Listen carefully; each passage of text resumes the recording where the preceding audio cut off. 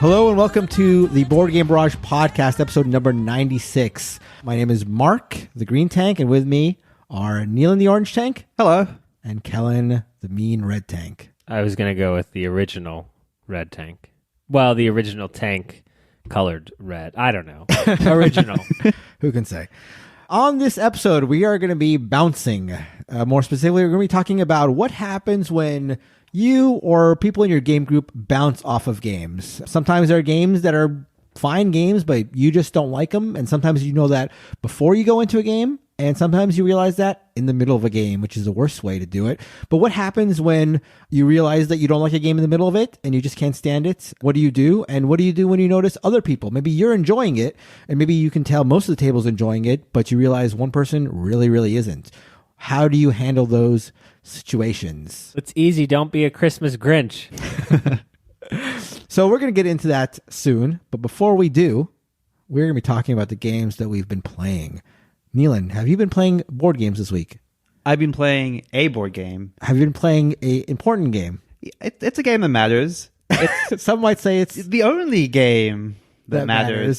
So what have you been This playing? is cute. You guys practiced this before I got here. Yeah, this is a bit. How did we do? This is a bit. How did we do? I love it. Go ahead. What have you been playing? What have we been playing? Yeah. We've been playing SEAL Team Flix. SEAL Team Flix. SEAL Team Flix is a cooperative dexterity flicking game. This was much vaunted, much praised by our friends at... Our panel mates. Yes. Our panel mates. They're very wrong about games. And it's a game that they seem to love and praise on the regular. So we thought we had to try it out, and try it out we did. We just did. Let me tell you what SEAL Team Flix is all about. So it's scenario driven. So you would set up a scenario according to a book, which will say, okay, use this board. And these boards are all thick cardboard boards with thick cardboard borders that are like designating rooms and edges and boundaries of the map, like little raised bumpers, basically. And then you place standees that represent enemy patrols, sentries, maybe some objectives. So in the scenario we played, we had to go to several of 4 different spots, turn them up, find 2 very specific items we were looking for while trying to sneak around bad guys, shoot bad guys, that sort of thing. Knife bad guys. Knife bad guys, exactly. You missed the knifing of the bad guys, Kellen. I know you're into bad guy knifing. I felt bad when you weren't there. I was at church, Mark. So each player represents a Navy SEAL. So you sort of start on one side of the map, you take actions. Your actions are going to be the things you might imagine. You're going to move, you're going to shoot, you're going to open doors. There are separate little mini games that revolve around, say, breaching of doors. So, for example, if you wanted to breach a door and it has like an electronic keypad on it, you would place little discs on this board. I have to flick them off in like 3 hits. Otherwise, if you're going to be shooting at an enemy, that's also placing a little disc next to your standee and flicking it towards the enemy. And if you hit them, then you kill them. Yeah. Otherwise, if you're in line of sight and there's like, straight line rules for line of sight. So if you can trace a path from one enemy to you, it will shoot you. You roll a die to see if it hits you. They're ducking behind cover. They have patrol paths. They move around. It's a very sort of procedural game. So once you've taken your turn, the enemies have a very strict structure to how they move. So they're going to move, follow patrol paths, shoot back at you, duck behind cover if they're close to it, and then you repeat. You take your turns, take some actions, move, shoot, get out of line of sight, get the alerts off of you so that you're back to sneaking around. Yeah, it's a game that sort of, you can take a sort of stealth path. Yeah. Where, if you shoot your gun, it allows you to attack enemies that are farther away. But if you can get up close and knife them, it doesn't create any sound, because whenever sound is created on the board, it alerts most of the enemies and they'll head toward you. So you don't have to go for the all-out attack. You can try to sneak around if that's possible, but it may not always be possible. And the one thing I appreciate is it has this 2-phase loop. So you would engage in moments of action where people are coming at you.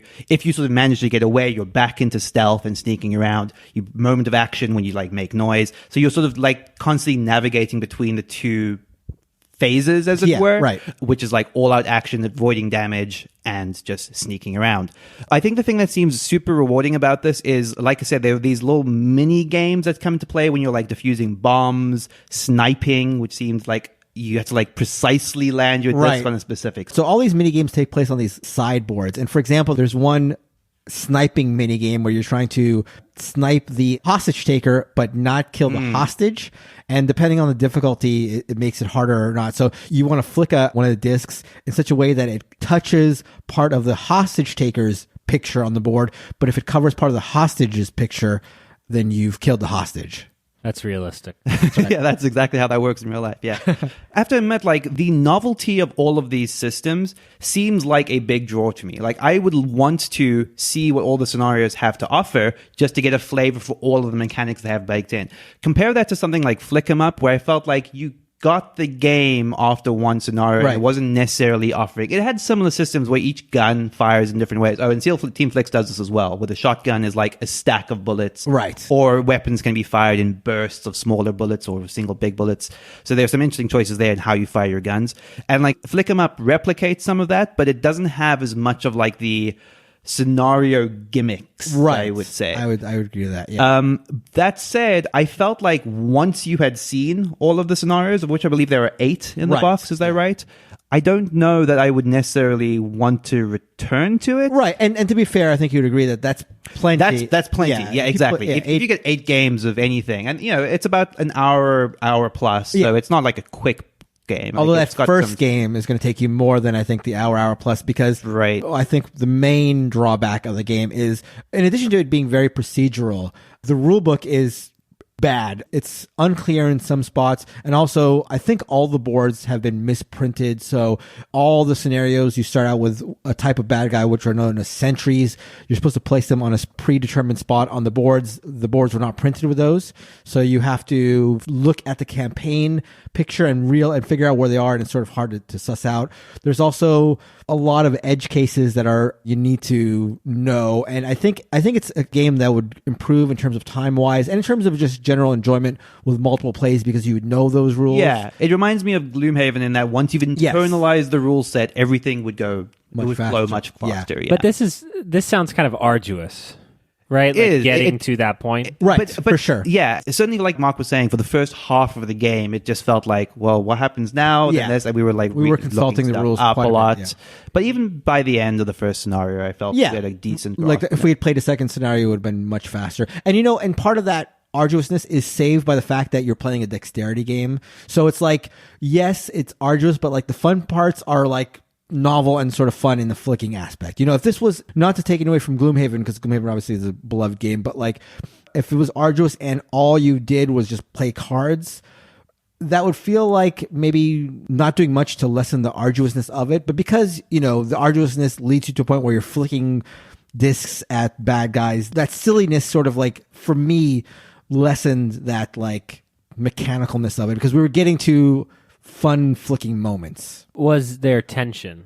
Our game was the first in the campaign. Neil and I spoke about it. It felt like an introductory game. So it was pretty straightforward, and we were successful pretty quickly. We started in the medium difficulty. It might have been worse if we'd done the hard. And there's actually definitely a point in our game where I felt like, oh, we might lose like right now. Right. Because it feels like a game where that can snowball on you pretty quickly. Once you get alerted, suddenly there are like 4 enemies in your corridor all shooting at you, and if you're rolling dice for them, so theoretically if all 4 of those bullets connect, you might just be dead. Right.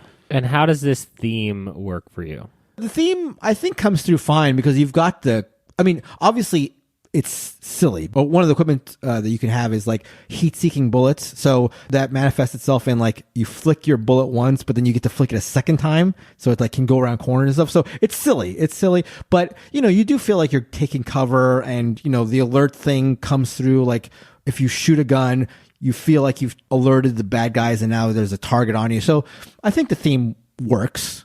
Let me just show you a photograph of what I hoped the theme would be. These are otters. No, they're seals. Okay. SEAL Team. I see. They're seals, That would be berets, much better. and guns. All right. Wrong seals. These are. But that would be better. That would have been That better. would have They been were pretty good. seals wobbling around and knifing each other Right. like you kept describing. We can only hope.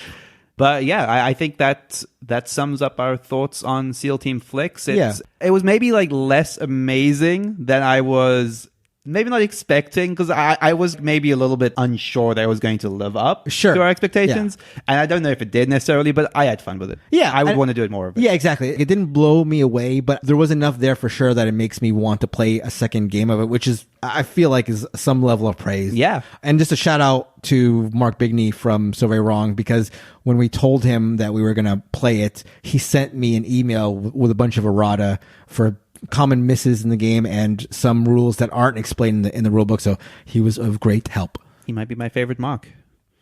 That is SEAL Team Flix. How dare you? How dare you? On the episode that I'm hosting, how dare you? Another game that we all played recently was Paranormal Detectives. What are you pointing at me? Because you're ghost noise. You're the soundboard for ghost noises. That's right. It was Paranormal Detectives. There it is. And I was the ghost. Spooky Christmas. That's right. Spooky Christmas. What? So, yes, Paranormal Detectives. There is a Halloween special, isn't there? What are you Spooky Halloween. Sorry, Snoopy Halloween. Spooky Snoopy? Oh, that's even better. So, yes, Paranormal Detectives. We all just play this. Paranormal Detectives is a deduction game. It's a competitive deduction game where one person plays as the ghost, trying to get somebody else, one of the paranormal detectives, to figure out the who, why, where, how, and what, I think. The ghost is trying to get somebody at the table to correctly guess who killed them, why they killed them, with what they killed them, where they killed them, And why? Yeah. and why they killed them. Yes, you get the gist. But the main way to win the game is for one of the detectives to answer all 5 of those questions. And one of the first things that jumps out at me, or that I find remarkable about this game, is that the weapons, the location, all these variables can be anything. The ghosts at the beginning of the game will read a little story to themselves about how they died, who killed them, and why. And it can be anything. It's not like a clue sort of thing where you are limited to like the 5 cards that are potential weapons. It's not like the candlestick and the gun or whatever. It could be anything. It could be whatever the story tells you. And then players take turns playing a card from their hand and asking the ghost a question. Now, the rule is that the question cannot be a yes or no question, so they can ask them anything about the events that led to the murder or who killed them or whatever they want. But when they do so, they play a card from their hand, and the card dictates the way that the ghost communicates the information to them. And it can be one of a number of different ways. They're all sort of silly ways. One card, and I did this to everybody at the table, but one card has the ghost draw on their back whatever the question was. So one person asked me, Nealon actually asked me, what killed you? And so on his back, I drew, and I guess this is a very small spoiler for one particular card in the game, but I drew chains because chains were the instrument that killed the ghost that I was playing. So on his back, I drew little circles equating to a chain. Other ways are the ghost can draw something using somebody else's hand. So whoever plays the card holds a pen in their hand, and the ghost grabs their hand and draws on a dry erase board whatever the answer to the question is. There's a Ouija board that they can use. There are these, what are called like the hangman's rope, and they're basically like 2 strings that you can sort of shape into an answer to whatever the question is. There are tarot cards they use to answer questions. So there's a number of silly ways to answer questions. This goes around the table. Players take turns playing a card, asking a question, and then at the end of the turn, they can guess. They can try to guess all 5 of the who, what, when, where, why about how the murder happened. If they get it right, if they get all 5, they are the winner immediately. If they get less than 5, then the ghost tells them secretly how many of the 5 they got right.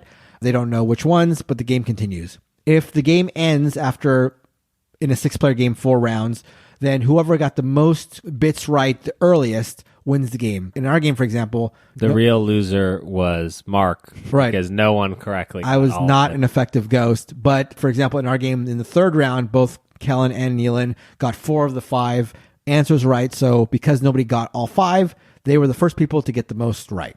But as the asterisk, since the mission or the death in question had to do with magicians, Right. I should have won because Nealon has a lot more familiarity with the subject. right. Yeah. I have all the prior knowledge I have about magic. So if you check Mark's game log, he's credited me only with that solo win. I did get, no, I gave both of you the win, but I did give Well, that's Nealon not what you told me last Victorian night. Magician asterisk. Well, I felt bad because we were playing it in your home, so I felt bad in your own home. So you lied to me in my own home? Well, who could say? That is Paranormal Detectives. What did you guys real quickly think about Paranormal Detectives? So the first comment that I had after we played last night was just this sense that we kept stopping you during the rules and being like, well, that doesn't, like, it could be anyone, you know, it could be J.K. Rowling. You're like, it could be anything. We're like, well, how without asking, you know, like, think of a specific question that you might ask, you know, like, is the killer named Marcus, right. you know? Right. So not only are your questions hyper anything you want them to be, but they're not answered in a way that's generally as useful as you just answering the question. So it was immediately confusing to me, mechanically speaking, how we were going to arrive anywhere in this game. And it actually struck me that perhaps people who are less familiar with board games would be totally just on board and just playing and get it. And maybe even better at it. Right. Correct. At least to start, yeah. Yeah, because mechanically we're like, well, this doesn't, where's the mechanism? Like, what do you mean? It could be any, like, what? No, this isn't right. And it took a couple of rounds before it's like, oh, okay, we are in fact going to get some information. Like how is this possible? So to follow on what Kellen was saying, where it started to click for me is, like you said, all of these 5 questions are answered in a story that is pretty coherent and links the answers together, right? So it's like, this person did this because of this, was in this situation where that makes sense that the weapon would have been there and they would have been able to do them. And then once you had like 3 of the 5 pieces, you might be able to start to join the dots. Oh, maybe this is what the 4th one has. Because like you go from thinking, well, it could be literally anything for all 5 of these to like, there's a logic to the way this connects for a given definition of logic. Because it's kind of a weird mystery, at least in the one we did. Yeah. But it's fun to like try like go down that story that they're trying to lead you to. I also like that, you know, at various points you're receiving both private and shared information. So if the ghost is drawing on your back, you're ostensibly the only person that knows what they're trying to tell you, but a lot of the information is just revealed to the table as a whole, but you might not be able to like decipher it precisely. So I might have 1 or 2 options for one of the things, and then as I start to connect the dots, it's like, oh, this is definitely this and not this. And I liked that. Like as we got past the halfway mark and like everything just started to like coalesce, I really dug it. It's a neat little game. So, as an example, sort of midway through the game, I had been incorrectly led by a poor ghost to deduce that the name of the killer was Mowgli. No, this was not on me. Why would... Okay. And so I made my public declaration that Mowgli had committed the murder. Right. And turns out I got 0 out of 5 of the things right on that guess. And so that was one of my 2 guesses. And then later on, I heard rumblings of magic. And this was probably the coolest moment. To be clear, you heard rumblings about magic from everybody else. Well, and this was the coolest moment of the game for me because I went back through my notes and I realized that Mowgli could also have been magic. But in all seriousness, that was a moment where I was like, you're connecting hearsay from other players that may or may not be true with past notes that you were stumped upon, that you weren't getting through to you, and then trying to solve that mystery. It's very fun. It's very clever for a, like, if this game was in our favorite store, Target.com, or regular Target locations. I keep telling you we're not allowed to keep saying this. This would be a game that I would perhaps recommend to a family that's looking for a kind of a next step game or something different. Like a next step to Clue, basically. Yeah, they're going to get in there, they're going to read the rules and think, oh, wow, this is maybe more complicated than I signed up for. And then 15 minutes in, they're going to be having fun with the fake Ouija board thing and like drawing on each other's back and pantomiming things and, you know, whispering ISIS to each other. And then I'm going, what does it have to do with Mowgli, Ghost? Like, why do you keep whispering ISIS to me? So I have a quick question. I feel like Mysterium is in a similar ballpark here, right? And that would be one of those games that would be a go-to recommendation as a quote-unquote gateway game. Do we think that this is better, worse, or in the same conversation as Mysterium? So with like games like this, like lighter games, I always feel like I'm susceptible to like the cult of the new, like the hotness. It's hard for me to take a step back and maybe assess where this game really falls. Mm-hmm. But for me right now, the answer is yes. I think so because it has like a bunch of different ways to impart information. Whereas obviously with Mysterium, there's only the one way with the cards.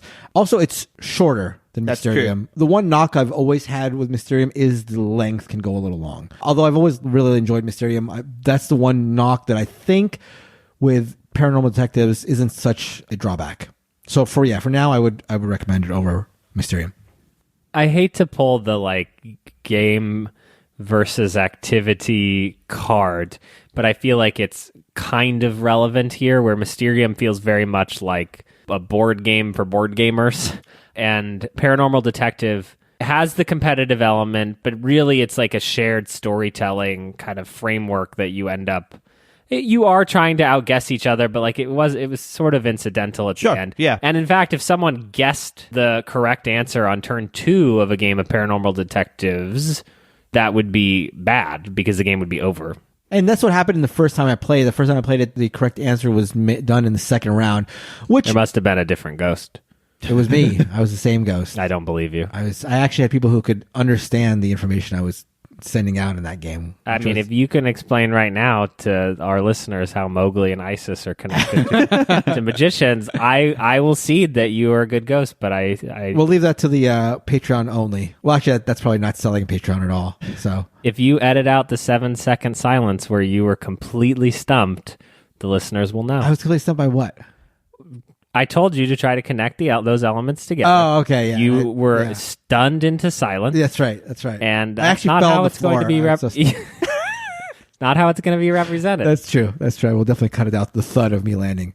But, in a game that ends quickly, I mean, there are worse things than having a game end in 25 minutes. Yeah, I would just run it back in that case. Yeah, exactly. Have a new ghost and run it back. I really enjoyed it. Again, I'm a little worried that party games, if they're new party games, I always feel like I give them an extra point or an extra benefit of the doubt. So we'll see how it plays out over multiple plays. But for right now, I'm really, really enjoying it. So that is Paranormal Detectives. Callan, what did you play? Yeah, just wanted to continue giving you the quick hits. Had some great games of Crokinole, which is the best dexterity game, and one without arduous rules, setups, and explanations. The only thing you have to explain to people is the one cheek tournament rule, which is very important. You love explaining that rule. I love enforcing the rule, actually. But Crokinole is probably the best dexterity game there is. Look it up. You don't need SEAL Team Flix. Played some more games of Decrypto. Had a really great time. It's such a good word game. Team versus team, inference and deduction. And also played another game of Cursed Court. Cursed Court is a game that I was extremely excited about a couple months ago, perhaps. And Neelan and I played another 5-player game of Cursed Court. Cursed Court is a game of betting and bluffing, where you are trying to, with a mix of public and private information, make bets on a board to see what cards will come up by the end of the round. And had another good game of it. I would say it was less good at 5 players than it was at 6, eh, Neelan? Yeah, I think that's fair. And you think that was primarily based on the player count? It wasn't like a... I think so. The thing that happens is the board has the same number of spaces regardless of player count, right? So just by virtue of you will have 4 more bets on the board at the end of a 6-player game, and there just isn't enough space to support that. Yeah. And that's what makes it bumpier and fightier, and yeah. We also had a situation where it appeared that some of the players in the group were not as excited about it as we were, and sometimes that makes games more challenging, hence our allusion to the featured topic of the week. But I still really like Cursed Court. It does not dissuade me from my re-theme that is ongoing for Christmas, and just wanted to call it out briefly. But the game that I wanted to talk about is the hero game that we played this past weekend as part of my Bring Kurt to California. Kurt is a huge friend of mine. He runs the Uptown Gamers meetup in New York City and is pretty active on our Discord community, but also was a huge friend of mine when I lived out in New York. And so he came to town. He wanted to meet the Barrage Boys. We all got together, and one of the 6-player games I wanted to get to the table was I'm the Boss. I'm the Boss is the Sid Saxon game from 1994. Classic. So, Mark, you were 30-ish? I was like, yeah, mid-40s. Yeah. And Neelan was alive. Little South African boy. Back then. Who couldn't get his hands on any Nintendo things. Yeah, that's true. And factual. look where we ended up today. Yeah. So, I'm the Boss is in my top 50 games of all time. It is a negotiation game, almost entirely. It is a series of escalating negotiations. Everyone represents a character. Every mission or every negotiation every deal will acquire a different subset of people. 2 people, Mark or Neelan, plus Kellen and Christina. And if the deal is successful, up to $15 million is available for distribution. So the game is a lot of, well, I'll take $8 million, I'll give you $2 million, and then Mark goes, no, I'll cut Nealon out of the deal, I'll do it for $1 million. And everyone shouts at each other for a long time. And then on top of that, there's a layer of a ton of wacky cards that allow you to mess with the game state. So one way is it allows you to temporarily also become another character so you can fulfill more of the requirements to be on a deal. There's the take a vacation cards, which are perhaps the funniest cards in the game because Mark wants to be in the deal and he's going to get $5 million, but I'm not in the deal. It's either Mark or I going to be in the deal, so I send Mark on vacation. And then suddenly, Christina has no choice but to include me in the deal. And suddenly, I want $8 million. And she has a vested interest in the deal going through because she needs to be making money. Then there is a whole other set of cards called I'm the Boss cards. What would you say? The titular card? Titular. Titular? Yeah. Titular? Titular. Titular. Yeah, titular. Definitely titular. Look me in the eye and say it. Titular. The way you pronounce it is titular, Kellen. It is definitely, the way you pronounce it is titular. Okay, I believe you. The titular. It is definitely titular. Now I'm not so sure. He laughed. I saw you I did cracked. it deliberately. You cracked. The cards titled after the cards. No, it's like titular. It sounds better if you say titular. The titular cards in the game are the I'm the Boss cards, which are cards that you can play at any time after 10 minutes of agreeing to a fancy, ridiculous negotiation. You play the I'm the Boss card and suddenly you're in charge and nothing else that has happened matters. Right. And there are 10 of these in this ridiculous deck. And people are drawing cards and getting new hands. So the game sort of combines two things that are in some ways kind of disparate, which is a very straightforward negotiation game where if you kept track of the math, if you kept track of the money that everyone had, there would be some problems in the end game because it'd be like, well, Mark has 20 million, I have 17 million, Nealon has 16 million, so we can't let him get more than 4 million. And then it combines that with sort of a wacky hand management / special powers cards. There aren't that many different types of cards, but in many ways I compare it to Cosmic Encounter in the sense that you don't really know what everyone can do with their hands, and what they can do with their hands is going to hurt you. I love I'm the Boss. I think this was a suboptimal play. I think it was saved in large part by it being like 35 to 45 minutes total. How did you guys feel about this game of I'm the Boss? It did feel really weird. It did feel unlike my other plays of it because of how fast it went. We were more agreeable in terms of our deal making than we normally are. There weren't really agonizing deals to be made. And we took those deals real fast. On your turn, your option is either just to start a deal or to draw cards. And I think the draw cards option was only used once. So it made for, again, a really, really quick game. And to top it all off, it has a variable ending. It could end in one of the last 6 rounds. And we had it end on that very first round. So it was even quicker because of that. Yeah, it kind of stacks up with my previous plays of it. It has singular high moments that I think are amongst the best moments you have in any sort of game, which are just one fevered negotiation that just goes spectacularly wrong for you or otherwise. The problem I continue to have with I'm the Boss is I do think that the cards are just a layer of jank on top of a game that I think would be too dry as a pure negotiation game, absolutely, but it's not my preferred way to handle that, where it's like, oh man, I have this card, so therefore screw you, I'm taking over the negotiation. That just always grates on me a little bit. Yeah, there's so many moments in this game that I think open up people's eyes. Kurt and Kim had not played, and there's a moment where I looked at Kim and I wasn't involved in the deal and wouldn't be involved in the deal, and I just said, well, Kim, this is an I'm the Boss card, and you could give me $2 million or I'm going to play this card. And there's that look of where we looked at each other's eyes and she's having to decide, A, can he do this? Right. There's a moment of like, we didn't talk about this in the rules. Is this allowed? And then also, wait a minute, is that an I'm the Boss card? Because she doesn't know, and I can't show her my hand because that's certainly against the rules. And so I like how much the rules state gets out of your way and you literally are just shouting at each other and fighting with each other.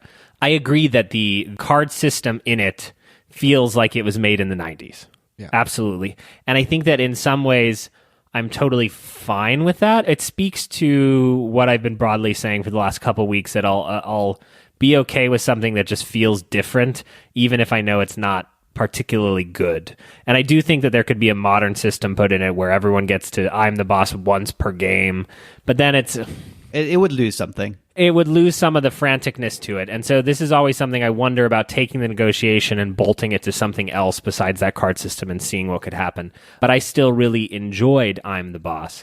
But, and what led to our choice of topic this week was Kurt's...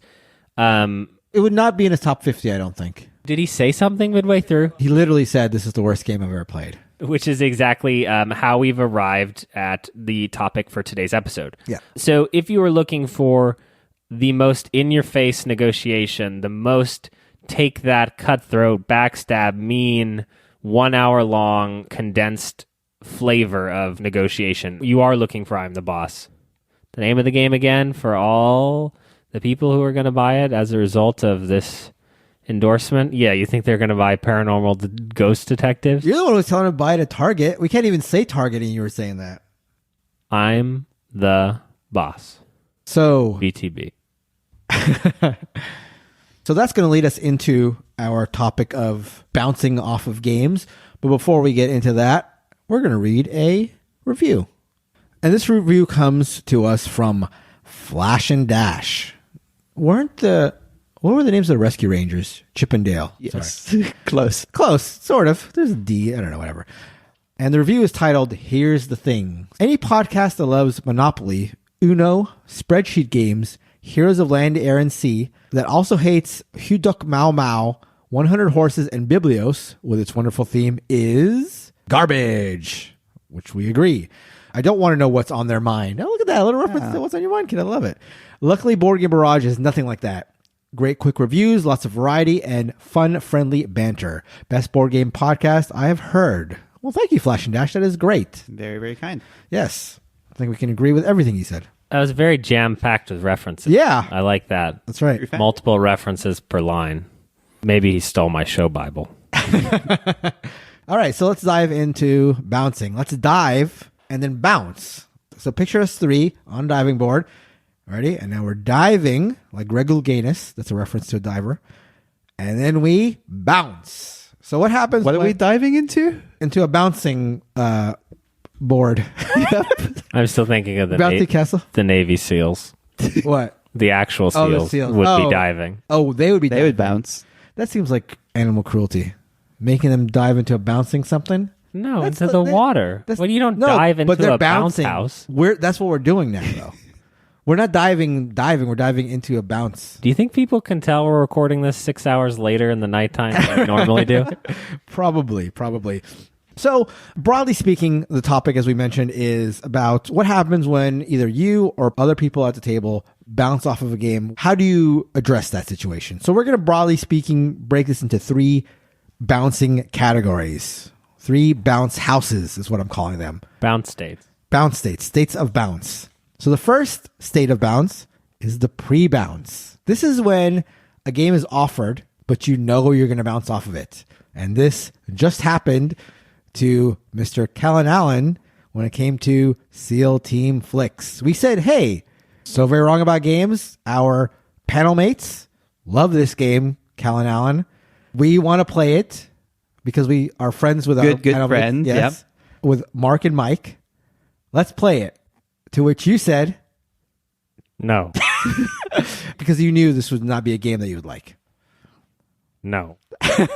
I guess, broadly speaking, there are 2 ways to deal with a situation where a game is offered up and you know you're not going to like it. There's either you can gut it out and play it, or you can just say, hey, this isn't for me. So you, in this situation, took I'm going to stay out of it. Yeah, so what happened specifically with SEAL Team Flix was actually a direct result of playing Menara with you guys, which is another co-op dexterity game. So I really like simple dexterity games. I don't like large rule sets, and co-op games lack almost 98% of the tension that I find inherent in competitive board gaming. So while we were playing Menara, I had this feeling like I was kind of liking it, but I was mostly hating it. But I didn't want you guys to know that I was hating it because I didn't want everyone to have a bad time. No one wants to be the killjoy, and no one is a bigger killjoy than me. And so when you guys brought up playing SEAL Team Flix, my first reaction was, to grin and bear it, because you're my close friends. To just say, yeah, like I would have had fun. Sure. There's no doubt. But at the same time, I remembered Menara. I put that Menara in my head, and and I was very explicitly vocal with you guys when we were talking in Discord, and just said, I think you guys should play this without me. Have fun playing it without me. Okay, thanks, bye. Right. And I almost felt rude doing that, but I think I was preempting a far greater rudeness. Right. Interesting. Like, it did feel wrong to say no to playing it with you guys. Right. But then I just knew that if I got into the game and I didn't enjoy it, 5 minutes in, I would have been miserable and would have likely made your game suffer. Right. So I guess the pro for declining game that you think you're not going to like is that you run the risk of going through a situation where you're not having fun and maybe infecting the game for other people and lessening their fun, right? The con is you're potentially turning down a game or an experience that is going to turn out to be something that you unexpectedly like. I think, like, even when Kellen said that about SEAL Team Flix, like, Mark and I were both like, yeah, you're probably not going to like it. Yeah, I felt no, and it's interesting because, I can see you feeling a little icky about this pre-declining of playing it, but for me, it felt like natural. Like, if it had been a situation where we were going to have a game night and you were going to show up late for it or sit around, then, I think Neil and I would have said, oh, then let's play something else. But because this wasn't such a hard and fast preordained game night, we were more comfortable with like, oh yeah, obviously you wouldn't like it, so don't worry about it. Yeah, I think you don't want to turn down trying even the same type of experience again a few times in a few different ways and flavors, because it could just be, some random element of the situation that caused you to not like it at a previous time. Right. So there are sides to both the stay out of it or try it even though you think you might not like it. Yeah, and so here's a great, very great, the greatest of the great examples. Cosmic Encounter is a game that both of you have some umbrage against. Right. And it is in my top 10 games of all time. And so the impetus for me, like, there's still in my heart of hearts, there's going to be another game of Cosmic Encounter. It's just a matter of time. And when you accept that invitation, when you get punched to play Cosmic Encounter with Cal and Alan, if you're going to say yes, you have to go in with your heart open. Yes. It's funny because this is actually something that, and good thing she's not here, I've been working on with the Blue Tank outside of gaming, and I hadn't thought of the connection until literally right now.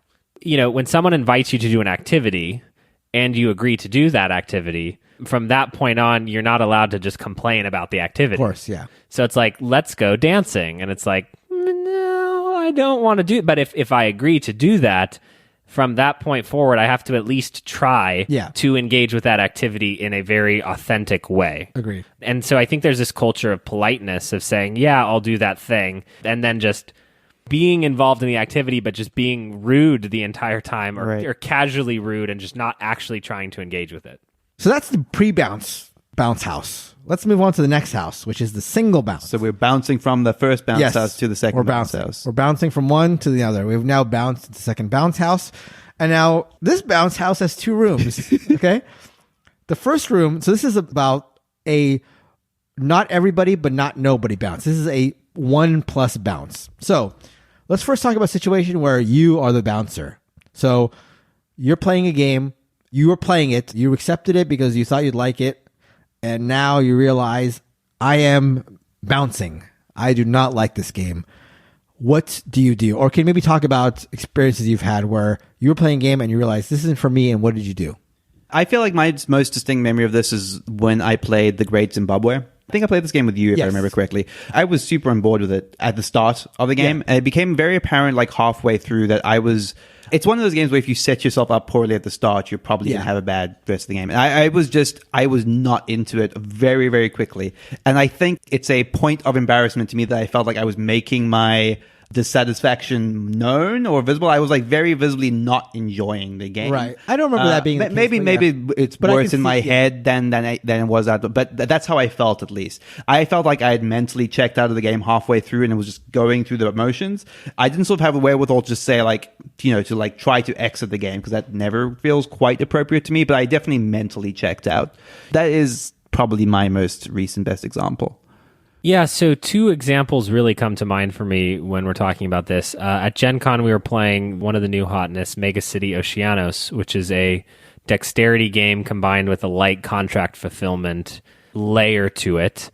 And about 5 minutes in, I knew I didn't like how the hand management worked. I didn't like how turning in the things work. I didn't like how bad the game felt if you weren't able to deliver contracts. But everyone else at the table seemed to be having a grand old time. That was my first example, Megacity Oceanos. Just to clarify, this is Megacity Oceania. That's good. I won't write that down because I won't be buying it. Thank you. Sorry. Megacity Oceania? Oceania? Oceania. Oceania. I don't know how you pronounce it. Titular.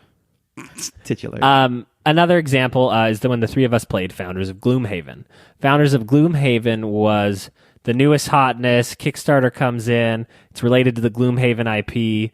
Everybody's all excited. We get in, and I don't even think it was a quarter of the way through the rules explanation when I'm like, this game is not for me. This game is not for me. And I very quickly fell behind in the game. And it actually got to a point where I probably couldn't have won. I hadn't calculated it out, but it didn't seem like it was possible for me to win.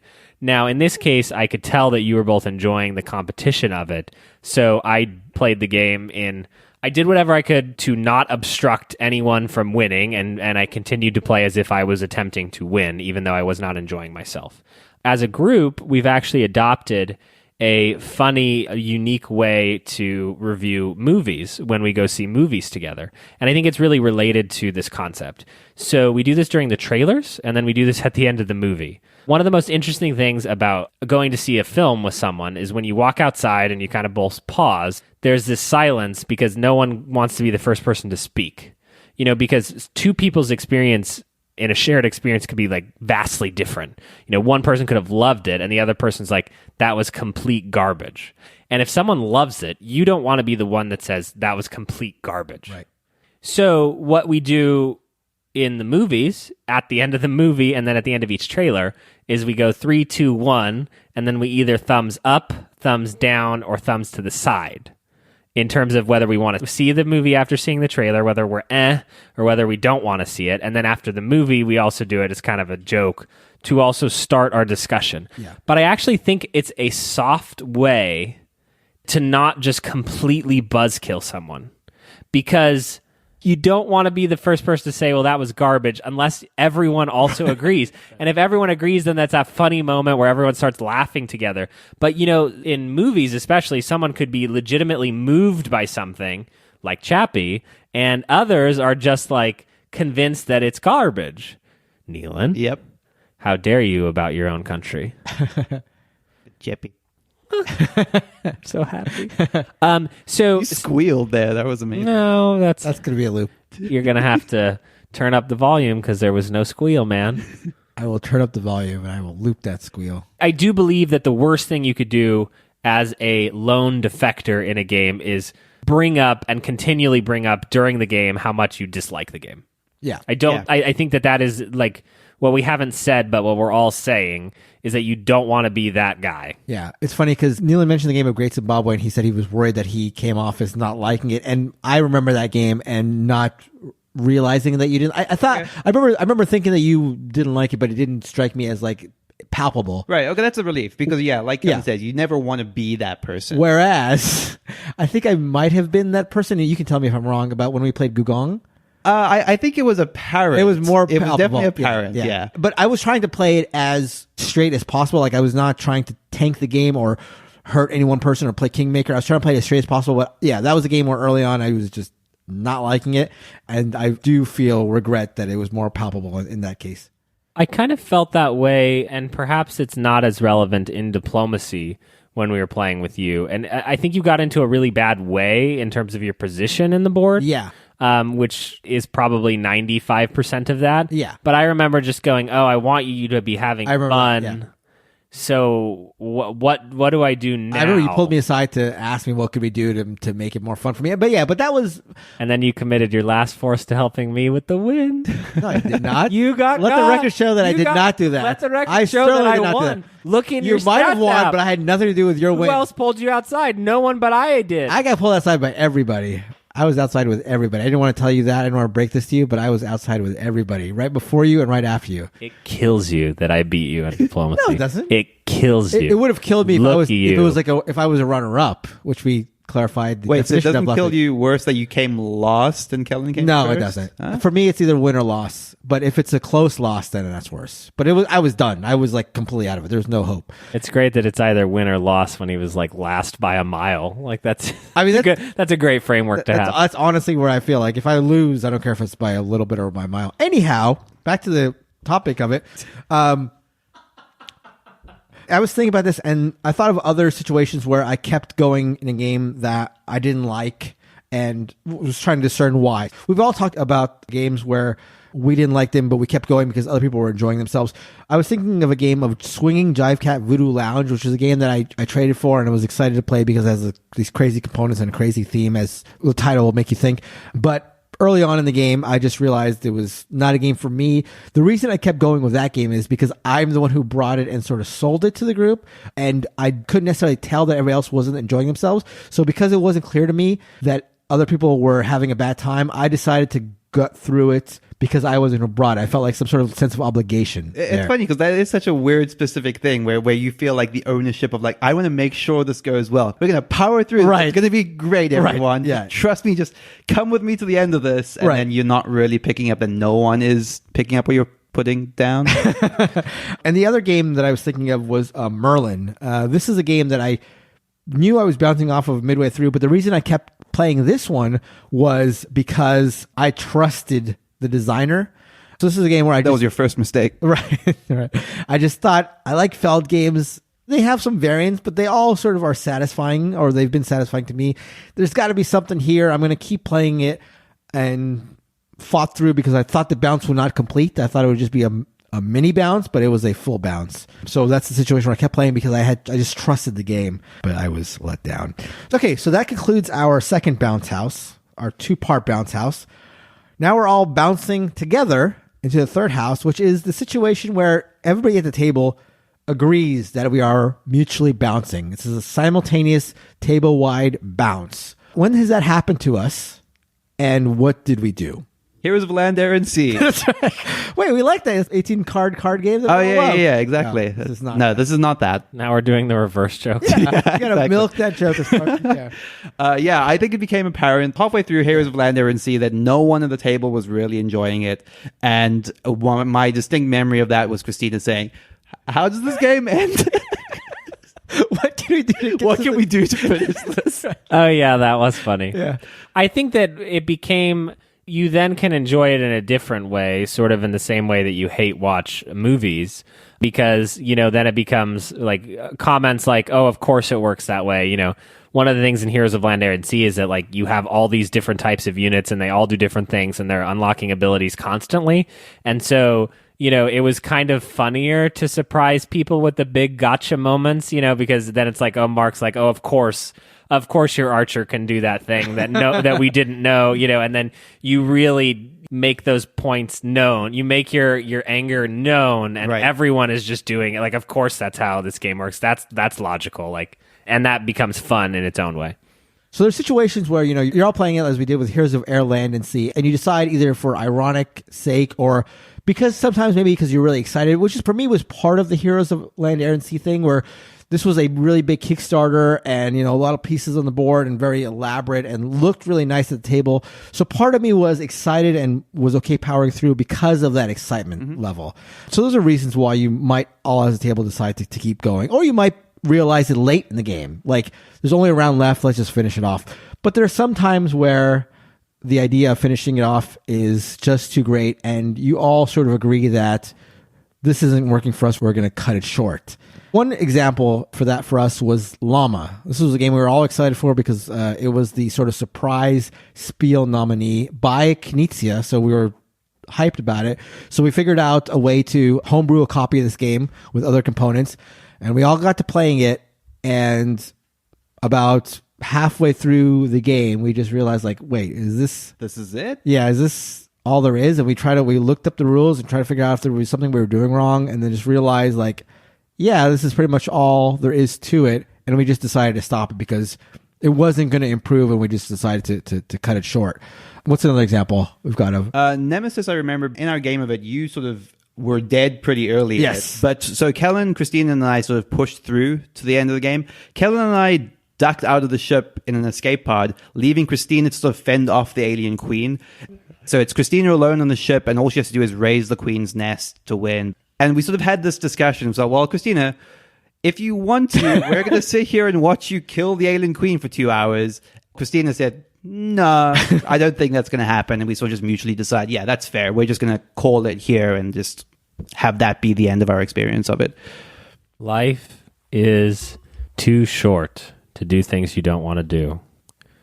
With that said, I regretfully announce the end of the Board Game Garage podcast here at episode 96. Okay, so you've bounced off the podcast, and now you're announcing that you're done with it. Oh.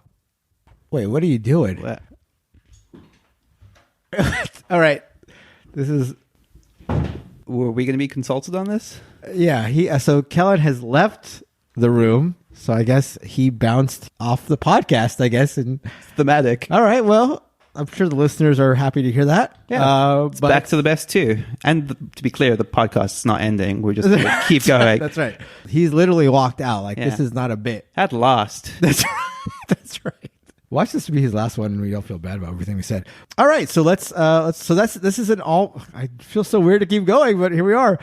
So yeah, we got to do it. Power through. Power through. Yes. Yeah. Because this is the future. Yeah. Exactly. This is a good training for the future. So yeah. So situations where everybody bounces off. The choices are keep going or stop. And I guess you can read the table if you guys are all having ironic fun, or if you're close to ending, or if you're hyped and you want to keep going, go ahead and keep going. But I think a lot of times there is a feeling of admitting defeat when you cut a game short early. But I think that's something we should embrace as gamers in general. If one person is definitely not having fun and it's early on or whatever, like, feel free to call it. Or somebody's like far behind, or somebody's a clear winner, just call it. It's kind of like a version of like sunken cost fallacy, right? Where it's yes, kind of like, exactly. Okay, we've come this far, we may as well continue. But no, you don't have to suffer through things just for the sake of completion. Right. I was going to say, and speaking of suffering through, that's the end of the show, but that would not shine a good light on us. But that is the end of the show, in fact. So taking you out are the two of us, the orange and green tank. But if you want to follow us, I guess the two of us, you can find us on any form of social media. We're on Instagram, we're on Twitter, we're on Facebook.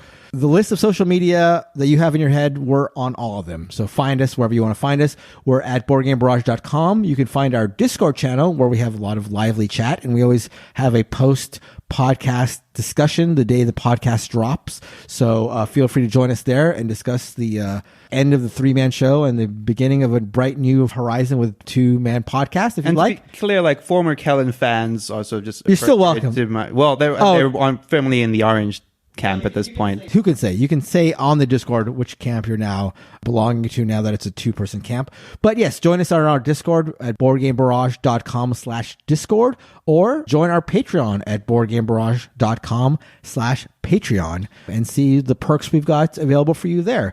As always, a big thank you to Heart Society for our intro and outro song, What's on Your Mind, Kid? And I guess that's going to do it for the show. We'll see you guys next week. Better things going forward. Kellen, should we find Kellen and have him say goodbye? I guess maybe not. I don't know. What, the light just went out? That was creepy. Paranormal Detectives. Ooh. Bye. Bye-bye.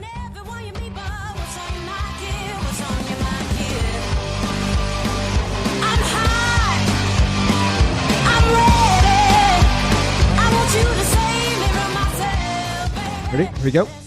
What is this? We got listener. This is a rating or what? Oh no, I haven't looked at it. I don't know. But I don't have access on my phone to read the answers. Oh. I just see that they got people sent us in. They're like, "We love you. Yeah, we love you. Thanks for all you do." Thank you for making life worth living again. Well, those go to my my other. When do you read those, out of curiosity? I'm just not wearing clothes when I read them. That makes sense. That would have been my guess. So outdoors. Yeah, definitely. Hello and welcome to episode number 96. Paranormal Detectives. It can be an outro, Okay. but in crazy words, Yes. a game you're not allowed to use real words in. Yeah. A smartphone component cannot be appful. That is cheating. Mark, that's complete cheating. Here's the thing. Imagine if the word was Microsoft. But that's so funny, though. That's not funny. Look, that's cheating. This is you being this is also. I only got 4 points in the whole game. This is you being a tryhard. Words with Waluigi. This is you caring about the score. Didvic. Tryhard. Wait, was that my fruit? Didvic. Dividicus. Dividicus. That is not like a tropical fruit. Yes, it is. Dividicus? What was the superhero? That was the good one. That was good. Cholvain. Yeah. Cholvain. Yeah. With our powers combined. We all become Cholvain, yes. Apple? Apple is fine. You have to stop tryharding crazy words. Apple? You're being a tryhard. There's one rule. You've become crazy words. What? Don't use real words. All right. That's in the name. It's in the name. Crazy. It's not even spelled right. It's with a K. That phone you're playing with, pull up Merriam-Webster and show me apple in the dictionary. You can't. Microsoft. By Will Gates. All right, back to the show.